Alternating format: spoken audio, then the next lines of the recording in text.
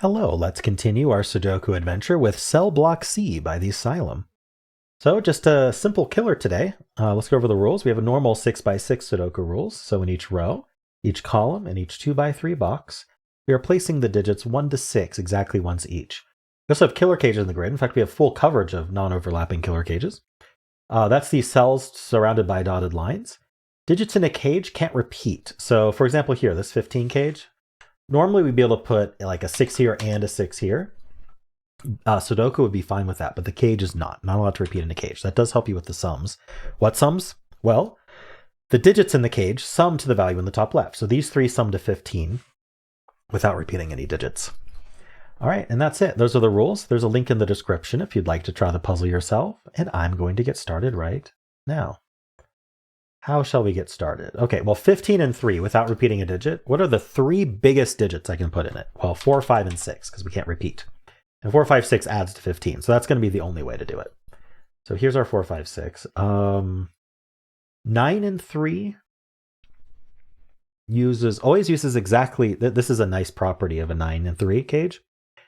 Always uses exactly 2 digits from 1, 2, 3.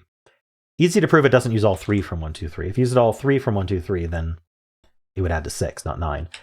And if we only use 1 from 1, 2, 3, the smallest we could add to is 1, 4, 5, which adds to 10. So we're always using 2 low digits in the 9 cage. So we only have 1 low digit left for over here. Just an interesting observation. I don't know if that's useful at the moment. Same with this 9 cage, uses 2 low digits. How big does 17 want to be? Well, we know what this sum is, so we can get this digit. So this is a nice technique here, because we know what the sum of this box is. This box sums to 21. 1 through 6, if you add them up, they sum to 21. You know your triangle numbers. Very helpful for summations in Sudoku. So 21, well, we know these 3 add to 9 because the cage is telling us. So these 3 add to 21 minus 9, which is 12. Well, if these 3 add to 12, what does this have to be to get to 17? Well, it has to be a 5. So that's not a 5. That puts a 5 in one of these two. And now this 12. Oh, and we know what these two add to, actually. So we could do that too. So 21 minus 12 is what these two add to.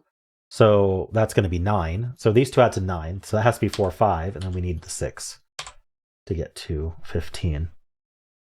And so now the 9 cage has to use a 4. I believe the only way it uses a 4 is 2, 3, 4. Can't use the 5 or 6. So we got to be 2, 3, 4. If you try to include a 1, 4 plus 1 is 5, you would need another 4. So it's got to be 2, 3, 4, and that leaves the 1 for here.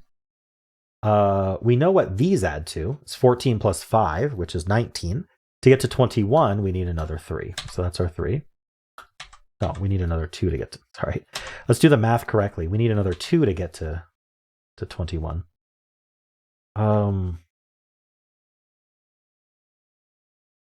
Okay. We know what these add to, which means we know what these add to, which means we know what these add to. Is that helpful? Well, we know what these add to from the 12 gauge. These add to 9. So this is either 3, 6, or 4, 5. That's not 6, so that's not 3. We know what this triple is. This is 1, 2, 5. So we cannot use a 5 again in the cage. So we can't use a 5 that's not 4, 5. So it has to be 3, 6. So then down here we need 3, 4, 6. This 5 doesn't repeat in the 17 cage, so it's forced into the 9 cage. So with a 5, we need 2 digits that add to 4. So 1, 3 is the only option. There's a 1 in one of these two. And that means we know what these are. These are the 2, 4, 6. Okay. These two 6s look up, putting a 6 in one of these two. Not super exciting. We know what these are, but I don't think that's helpful. So what's our next step here? 4, 1, 2, 5, 3, 6. Is there...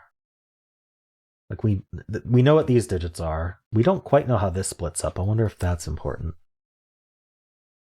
So this 3, 6 tells us that... So first of all, this 3, 6 can't go here, right? So the 3 and the 6 go down here. Let's quarter mark that. Now this can't be both 3 and 6, right? Because then it would sum to 9, not 7. So that means that this is the overflowed 3 or 6. And that means that this, either if it has the 3, it's 3 plus 4, putting a 4 here. And if it has a 6, it's 6 plus 1. That can't be 1, so that can't be 6. And then that would put the excess 1 right there. That's helpful or not. So this 2 looking down, there cannot be a 2 in the 7 gauge. So the 2 is actually one of these two. Putting a 2 somewhere down here. Where's our kind of, what am I missing? 4, 5. Oh, the 4, 5 pair here is what I'm missing. This can't be 5. So that places the 5 up here, giving us the 3 and the 1. So this can't be 3, meaning that can't be 4. That's not a 3. These two 5s look down, and we can't put a 5 in the 7 gauge. So that's 5 and that's 2. Very nice. That places this 2. 4, 6 pair gives us the 3 and the 1. So 1 plus 6 is 7. This is our 3. We get the 4 and the 6 here. This is a 4, giving us the 1 here. Yeah, we knew the overflow was the 1. Down here, we just need 2, 4, 5. Okay, so what's our next step? It might just have to do with penciling here. Well, the 1 looks up, putting a 1 on one of these two. Oh, the 4, 5 pair continues to do things. That's 6, that's 4. That's our 6. I got distracted after finding something with it, and I didn't continue. This is a 2, giving us 5 and 4, giving us 3 and 4. These aren't 4, these aren't 5. Ah, this is a 5, giving us 2 and 5 and 4 and 1 and 2 and 1 and 3, and we're done. All right. Cool. Played like a nice full killer. Don't get to do full killers very often, but yeah, very popular format for sure. Got to use some nice tricks from that, especially for a 6x6. Nice that Silent was able to put those in there. So cool. Let me know how you did, and if you enjoyed this, why not leave a like, subscribe, and a kind comment below.